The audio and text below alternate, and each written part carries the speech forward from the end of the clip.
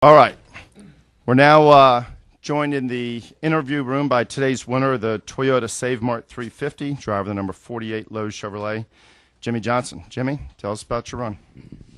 Yeah, just obviously a great day for us. Very proud of really the entire weekend. I mean, we unloaded, had a plan, stuck to it. I got some laps and got a little more familiar with the setup and the car and the track, and we made good adjustments throughout Friday and Saturday. I think we kind of found our direction early in the weekend, and just made small changes and kept making it a little bit better. And I would drive the car a little different, and just on and on we went. Just ran our laps today. We led a lot of laps, which was very nice to do. Had to make some good passes at times, so I feel like it was a complete day, complete weekend, and very proud to see all the hard work that Chad has put into our road course program, Hendrick Motorsports and what they have done, all those test days that we've left frustrated and mad. We just had one 4 weeks ago. I don't think we talked for a day or two after that one. It's so frustrating to try to find a little something that makes a difference. So to have that all come full circle and to be here is really cool. We're also joined by today's winning crew chief, Chad Knaus. Chad, first road course run, as Jimmie was saying, after a lot of hard work. Your thoughts on today's race and how you got there? Yeah, I think it was a great performance by the whole team, like Jimmie said, all weekend long. And collectively, from a Hendrick Motorsports team standpoint, I think that we probably test, practice, prepare for the road course races probably 50% more than what we do for the ovals. If you look at comparison ratio, how many actual road course races we run versus ovals. And it's been an amazing effort. We knew that we were behind. We had to get our product better. We felt like our drivers needed to get better, so we put a lot of effort into it. Jimmie personally has put a lot of effort into upping his road course racing capabilities, and he's done a great job working with the Gainesco guys. Has helped him tremendously with the 24 hours down there and going into Watkins Glen and learning some stuff up there. So I'm very proud. I couldn't be prouder of the effort from the company standpoint, from the 248 shop, and from the 48 team in particular. We'll go ahead and open it up to questions from the media. Again, as a courtesy, please state your name and affiliation. We'll start with David, and we'll come up front here. David Caravella, NASCAR.com. Jimmie, Friday you talked about how cutthroat the last 20 laps of this race can be. How cutthroat was it today from beginning to end, and was the aggression more than you expected? Man, I was so thankful to be up front, and I still got hit a few times, but I could hear our spotters saying, and they're off in 4, and they're off in 7, and when you come back around in 1, there's going to be dirt on the road. I mean, it was like listening to PRN from my 2 spotters telling me where all the stuff was. I mean, there was stuff all over the place. And then, obviously I had a chance to see the wreck on the front stretch, the way they parked us over here, and there's a Jumbotron there, and that was a huge mess. But when you get to the closing laps and you're deep in the field, it is just nasty. I mean, you hope that you can be on the inside, and then you don't even care if you get close to your braking marks. You just go in and make 16 tires better than 4. I know we've heard 8 are better than 4. I mean, you just go in there and just blast people, and I think there was some of that going on. Jimmie, Mark Billingsley, Sacramento Bee.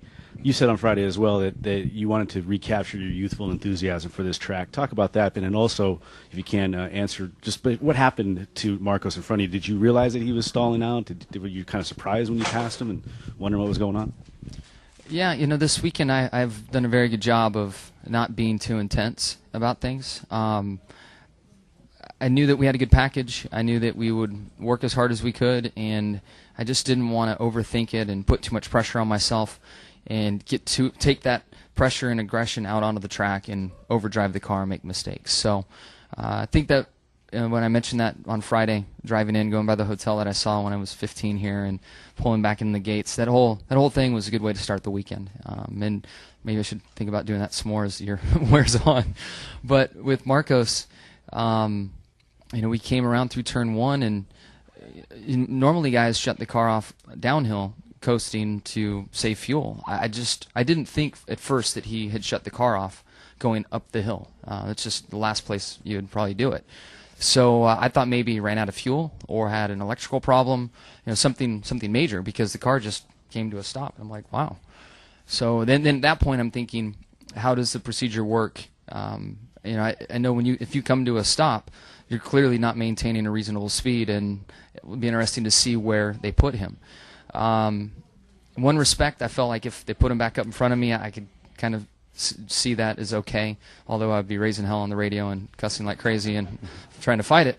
But, because it's not like the car broke. You had it shut off. But the way the rule reads, you have to maintain a reasonable speed, and coming to a stop on the racetrack is no speed. So, NASCAR followed their rule that they have set in place, and once he got going again, I guess they slotted him in to that spot. So all that being said, I feel bad for him and his team owners. His team owners gave me my chance in Nationwide in '98, maybe it was. So I'm very familiar with the team.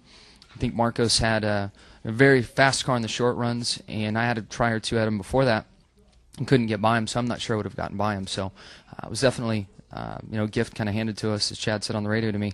And from that point on, I just needed to get a good restart and get away from those guys. We got Quick follow-up from Chad on that. You actually left the tower and you talked to the official. Did they already tell you we got it, Chad, or they made that decision? What was that conversation? Really didn't need. I was just going to make sure that they knew their own rule. To be honest with you, and by the time I got to the official and he got up, they had come on the radio and said that the 47 was going to be behind the 9, and so I really didn't have to say anything. I just kind of waved and said, "Thanks for coming over." Walked off. But again, like what Jimmy said, I hate it for those guys. They clearly had the best race car today, especially on the short run. I think once the laps wound down, we were gaining on those guys slowly. But I hate it for them because they did a good job. They really did. And it's tough to lose them like that sometimes. But we'll take it for the victory for us for sure. we got Tom and then Lewis. Tom Zaleski, the Spectrum of St. George, Utah. Jimmy, did you ever envision this day would come, considering your road car, the frustrations of the past? I mean, and are you surprised that it was today, considering what happened? There's other times I've shown up and we've tested and came in with a lot of confidence and just kind of had a bad day, maybe tried too hard and overdrove the car and created issues and things like that. So today I really wanted to drive within my means and to the level of my race car. And at the end, I wanted to not do that. When the 47 was in front of me, I thought I had pace to run with him, and I was getting pretty loose. I could catch him through the slow stuff, but through kind of the S's and 9 and 10, my car at the end of the day just got really loose through there, and I was coming close to making a mistake. And Chad was preaching to me, just take care of your tires. It's a long race. Just be careful. Take care of them. Take care of them. Take care of them. And once I finally came to grips with that, then I was content in second. I didn't really like it, but I didn't have anything for the 47. And then with his problem, it gave us the opportunity to win the race.